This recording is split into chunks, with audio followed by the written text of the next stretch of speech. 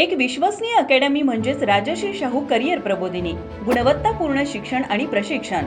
शाहू प्रबोधिनी public school आणि निवासी junior college. सैन्य व पोलीस भरतीपूर्व प्रशिक्षण केंद्र. मुलींची स्वतंत्र व्यवस्था असणारी अकॅडमी. सर्व परिपूर्ण असणारी राजश्री शाहू करिअर प्रबोधिनी. बाळूमामा मंदिर आदमापूर जवळ, सोनवडे, तालुका भुदरगड, जिल्हा कोल्हापूर. संपर्क 94 048 83 461 आणि 90 75 91 34 61.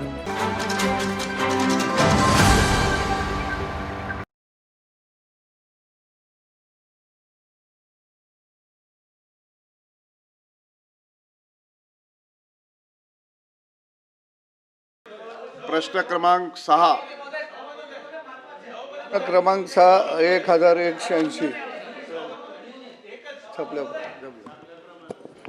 सभापती महोदय, राज्यामधल्या अनेक शेतकऱ्यांची एफआरपी जवळजवळ आतापर्यंत ऊसाची 1000 कोटी रुपये साखर कारखाने देणं बाकी आहे. उत्तरामध्ये मंत्री महोदयांनी म्हटलं की 31/3/2026 पर्यंत 1000 कोटी रुपये एफआरपी देणं होती आणि नंतर 15/6/26 अखेर 69.12 कोटी रुपये एफआरपी 29 कारखान्याकडे राहिलेली आहे. खाली उत्तरात म्हटलेलं आहे की 154 साखर कारखान्यांनी एफआरपी दिलेली आहे आणि 56 साखर कारखान्याकडे 396 कोटी रुपयाची एफआरपी आहे. जवळजवळ 400-450 कोटी रुपये शेतकऱ्यांची एफआरपी साखर कारखाने राज्यातले द्यायचे राहिलेले आहेत. आणि मला मंत्री महोदयांना दोनच प्रश्न विचारायचे आहेत की ही जी राहिलेली एफआरपी आहे ही एफआरपी किती दिवसामध्ये व्याजासह शेतकऱ्याला आपण देणार का? जी 1000 कोटी रुपये जी थकवलेली एफआरपी होती ती व्याजासह, काही कारखान्याने एफआरपी दिली पण त्याचं व्याज दिलं नाही, तर ही एफआरपी व्याजासह आपण किती दिवसामध्ये शेतकऱ्यांना देणार आहात?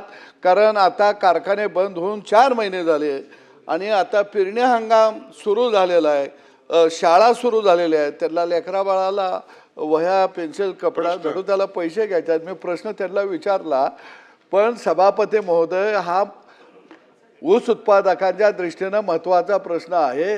ज्या कारखान्यांनी एफआरपी दिलेली नाही त्याच्यावरती आपण त्या संचालकावरती FIR दाखल करणार का? त्यांची मालमत्ता आपण जप्त करणार का?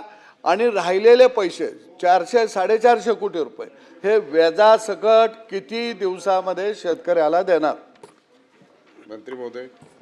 सभापती महोदय, सदाभाऊंनी अतिशय महत्त्वाचा विषय सभागृहासमोर मांडलेला आहे. या ठिकाणी माझ्याकडे इत्थंभूत माहिती आहे. सर्वप्रथम मी महाराष्ट्रामध्ये 210 कारखान्यापैकी 100% FRPची रक्कम दिलेले कारखाने 162, 80 ते 99% FRP दिलेले कारखाने 43 आणि 60 ते 80% FRP रक्कम दिलेले कारखाने 2 आणि 0 ते 60% FRPची रक्कम दिलेले 3 कारखाने. कारखान्यामध्ये हंगाम 2025-26 मधील FRPची थकीत रक्कम 298 कोटी राहिलेली आहे.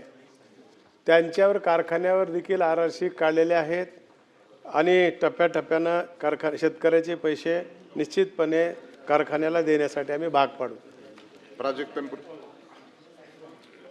प्रवीणजी, प्राजक्त तनपुरेला दिले. प्राजक्त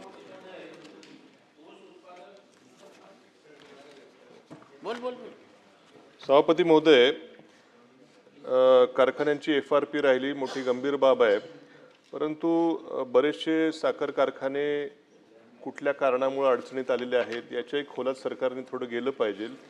माझ्या माहितीप्रमाणे बऱ्याचशा साखर कारखान्यांची हे जी ऊस पळवापळवी होते आणि तोडणी वाहतुकीचा जो खर्च आहे, वाहतुकीचा विशेषतः, तो अक्षरशः टनामागं हजारच्याही पुढं आता जायला लागलेला आहे. मी याच्यामध्ये काय पूर्वीसारखी झोनबंदी करा असं म्हणत नाही, परंतु एखाद्या तालुक्यात बाहेरचे कारखान्याला की आम्ही बाहेरनं जावं हे करा, ह्या सगळ्या स्पर्धेमुळं जी तोडणी वाहतुकीची कॉस्ट आहे ती अव्वाच्या सव्वा व्हायला लागलेली आहे स्पर्धेमुळं. तर याच्याबाबत मी झोनबंदी करा असं म्हणणार नाही, परंतु काहीतरी एखादी बैठक घेऊन ह्याच्या बाबतीत काहीतरी धोरणात्मक निर्णय घ्यावा की जेणेकरून तोडणी वाहतुकीचा खर्च 100-200 रुपयांनी कमी आला तर ते शेतकऱ्याला पैसे जास्त मिळतील आणि FRP अशी थकणार नाही. याच्याबाबत शासन काही धोरणात्मक निर्णय घेईल का? मंत्री महोदय. सभापती महोदय, शेतकऱ्याला भाव अधिक मिळावा म्हणून झोनबंदी उठवली. जो कारखाना जास्त भाव देतोय तिथे आपले शेतकरी जातात, म्हणून अशा प्रकारची झोनबंदी आणायची आवश्यकता नाही.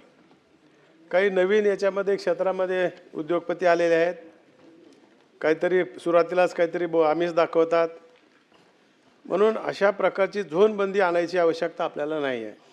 आता राहिलेले पैसे आहेत ते सरकारने त्याच्यावर FIR केलेले आहेत, FRPसाठी दाखल करण्याची, त्याच्यावर FIR वैयक्तिक करण्याची आपल्याकडे साहेब तरतूद नाही.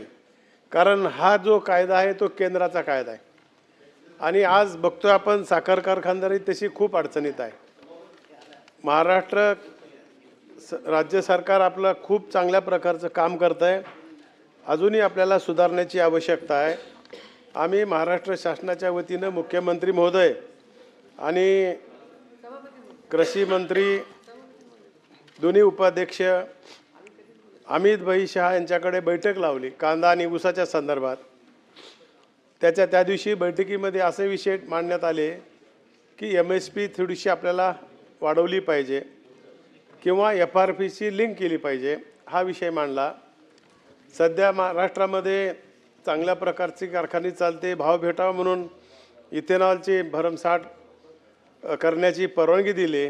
इथेनॉल मोठ्या प्रमाणामध्ये केलं आणि आता इथेनॉलची जी आपल्याला दिलेली कोटा आहे तो कमी आहे आणि ग्रीन बेस इथेनॉलला 11 रुपयाचा फरक आहे.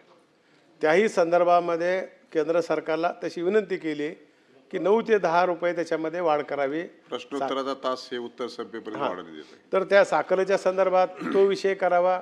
MSP आतापर्यंत 6 वेळेस वाढले पण MSP मात्र वाढलेली नाही आणि अशा प्रकारच्या तिथं विनंती वजा केंद्र सरकारकडे केलेल्या आहेत आणि ज्यूस टू इथेनॉल त्याच्यामध्ये देखील काही वाढ करावी अशा प्रकारच्या सूचना दिलेल्या आहेत. सहकार मंत्री महोदयांनी अतिशय साकारात्मक उत्तर दिलं होतं की आम्ही तुम्हाला लवकरात लवकर याच्यामध्ये पॉझिटिव्ह निर्णय देऊ आणि आज येणाऱ्या हंगामामध्ये महाराष्ट्रातली 50% कारखाने सुरू होतील की नाही की अशा प्रकारची भीती आहे. आणि त्याच्याबरोबरच दुसरा एक विषय मांडला होता की याच्यामध्ये पुनर्गठन करून द्यावं की ज्याच्यामुळे 7 वर्षाचं इंटरम असावं, 2 वर्ष त्याच्यासाठी सवलत द्यावी आणि तो त्यांनी सांगितले की हा तुमच्या राज्याचा निर्णय आहे आणि त्याला जे काही परवानग्या लागणार आहेत ते आम्ही तुम्हाला देऊन टाकू. अशा प्रकारचं त्या ठिकाणी अतिशय चांगल्या प्रकारची चर्चा झालेली आहे आणि निश्चितपणे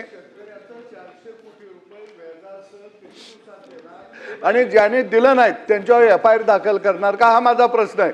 याचं उत्तरच मला आलं नाही. सर मंत्री महोदय, तशा प्रकारचं व्याजाची परिस्थिती नाही आहे आणि जिथं गरज पडली तिथं व्याज त्या शेतकऱ्याचं नाही त्यांचा प्रश्न स्पेसिफिक हो, आहे हो. की जी आपण मान्य केलेलं आहे हो. की 396 कोटी रुपये देणं आज तारखेला प्रलंबित आहे, तर ते किती दिवसात देणार एवढा त्यांचा स्पेसिफिक प्रश्न आहे आणि नाही दिलं तर त्यांच्यावरती काय कारवाई करणार? त्यांच्यावर 15% व्याजाची आपण त्यांना ते पैसे देतोय. आपला कारखाना देण्यासाठी शासन त्यांना भाग पाडतंय आणि तशा प्रकारचं दिलेलं आहे. प्रवीण दरेकर,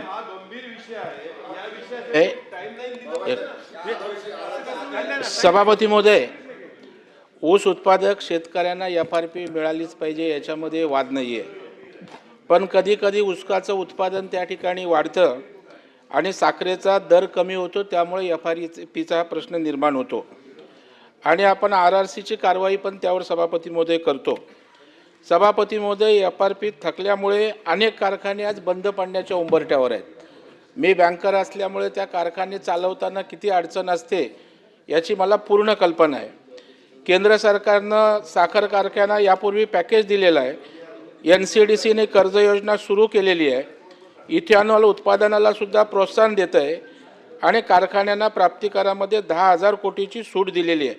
पण तरी आज 396 कोटी रुपये FRP थकीत आहे. आपल्याला सभापतीमध्ये कारखाने पण जगवायचे आहेत. कारखाने जगवले नाहीत तर त्या ठिकाणी FRP द्यायचा प्रश्न त्या ठिकाणी उद्भवणारच नाही आणि त्यामुळे शेतकऱ्यांना पण FRP मिळालीच पाहिजे. सभापती महोदय, यापूर्वी तज्ज्ञांनी FRP स्टॅबिलायझेशन फंडची निर्मिती केंद्र आणि राज्य सरकारने करावी असा उपाय सुचवला होता. कारण शेवटी कारखाना आणि शेतकरी हे दोघेही त्या ठिकाणी टिकले पाहिजेत, त्याच्यामध्ये नीट समन्वय पाहिजे. म्हणून आपण हा FRP स्टॅबिलायझेशन फंडच्या निर्मिती संदर्भात सरकारने काय विचार केलेला आहे याचं मला या ठिकाणी उत्तर हवं आहे. मंत्री महोदय. आताच प्रवीण भाऊंनी सांगितल्याप्रमाणे त्यांनी देखील अनेक कारखान्याला कर्ज दिलेले आहेत. कारखानदारी अडचणीत आहे. असं असलं तरी बी FRP दिले पाहिजे. ज्या कारखान्यांनी दिले नाही त्याच्यावर RRC काढलेली आहे. थोडे बहुत कारखाने राहिलेत आणि ज्या शेतकऱ्याचे ऊसाचं पेमेंट राहिले, आपल्याला दुसरं एक बघावं लागेल की काही कारखान्यांनी आणि शेतकऱ्यांनी त्या ठिकाणी करार केलेले आहेत आणि ते करार करत असताना काही रक्कम राहिली असेल तर शेवटच्या टप्प्यामध्ये ते देतात आणि त्याचे व्याज देखील देत असते. गोकुळ गीते. माझा खरा तर पॉईंट ऑफ इन्फॉर्मेशनमध्ये हा विषय होता, पण साधारण असल्यामुळे हा विषय मी इकडे घेतोय. माझ्या नाशिक जिल्ह्यातील निफाड तालुक्यातील मोजे पिंपळगाव निफाड येथील KGS साखर कारखान्याकडे सन 2018-19 या गळीत हंगामातील ऊस पुरवठा केलेल्या 130 ऊस उत्पादक शेतकऱ्यांचे साधारणतः 1.5 कोटी रुपयाचे ऊस बिले आस्थागायत प्रलंबित असून हक्काची रक्कम न मिळाल्यामुळे शेतकरी गंभीर आर्थिक संकटाला सामोरे जात आहे. दरम्यान राष्ट्रीय साखर लवादाने आदेश केल्यानुसार 2025 मध्ये ग्रॅन्युअल्स कंपनी लासलगाव यांनी हा कारखाना विकत घेतलेला आहे सभापती महोदय. तरी राष्ट्रीय साखर लवादाने आदेशित केल्यानंतर पण साखर कारखान्याच्या प्रशासनाने या 2018-19 मधील ऊस उत्पादक शेतकऱ्यांची पेमेंट आस्थागायत दिलेली नाही. मी सहकार मंत्र्यांना आपल्या मार्फत विचारू इच्छितो की आपण सदर साखर कारखान्याला साखर आयुक्तांमार्फत काही आदेश देणार का? मंत्री महोदय. देणार सर. आत्ताच मी सांगतो, त्यांचं कंप्लीट थकीत FRPची रक्कम व्याजासह वसूल करण्यात येते सांगितलं आहे. RRC द्वारे सदरची रक्कम वसूल केली जाते. रक्कम दिली नसल्यास पुढील वर्षाचे लायसन त्या कारखान्याला देत नाही आणि राज्यामध्ये 40,000 कोटीपैकी 298 कोटी फक्त शिल्लक आहे. 99.26 कोटी या ठिकाणी पर्सेंटेजमध्ये FRP दिलेली आहे आणि राहिलेली आहे ती देखील आम्ही द्यायला भाग पडू. श्रीकांत भारती. हा प्रश्न खरंच खूप गंभीर आहे. आपण सरकार एकीकडे शेतकऱ्यांच्या कर्जमुक्तीचा विषय करतं, दुसऱ्याकडे 400 कोटी रुपये शिल्लक आहे. आमचं सगळ्यांचं म्हणणं एवढंच आहे की तुम्ही देतो म्हणताय, फक्त त्याचे कालावधी घोषित करा ना, की टप्प्याटप्प्याने देतो. म्हणजे टप्प्याटप्प्याने काय 2 वर्षांनी देणार आहे का? सभापती महोदय, त्याचा एक काळ आहे, त्यांनी स्पेसिफिक काळ घोषित करावा की एवढ्या पिरियडच्या अंतर्गत आम्ही हे पैसे देऊ आणि व्याजासह देऊ म्हटलं पाहिजे ना. त्यांनी त्याच्या अगोदर साखर विकली, सगळा व्यवहार व्याजाच्या आधारावर साखर कारखानदार करतात आहे. मग तुम्ही व्याजासह का देत नाही? कारण हा शेतकऱ्यांचा पैसा आहे. 2च मुद्दे सभापती महोदय, टप्प्याटप्प्याने करतात, त्याचा कालावधी कुठला आणि हा व्याजासह दिला पाहिजे. आणि एक मुद्दा महत्वाचा राहतोय सभापती महोदय, ह्याच्यावर काय फौजदारी गुन्हे दाखल करणार तुम्ही, त्याच्यावर सुद्धा विचार केला पाहिजे. मी सांगितलं आता, आपण सांगितलेलं आहे, फक्त त्यांचा मुद्दा असा आहे की किती वेळात ते सुद्धा सांगितलं. काही ठिकाणी कारखाना आणि शेतकरी याच्यामध्ये करार केलेला आहे. त्या ठिकाणी काही FRP राहिलेली असेल तर त्यांना देखील व्याजासह देण्याची आम्ही या ठिकाणी गवाही देतो. ओके. प्रश्न उत्तराचा तास संपलेला आहे. कागदपत्रे सभागृहाच्या पटलावर ठेवणे. कागदपत्रे सभागृहाच्या पटलावर ठेवणे. मान्य उच्च व तंत्र शिक्षण. ताज्या घडामोडी पाहण्यासाठी माझा महाराष्ट्र न्यूजला आजच सबस्क्राईब करा.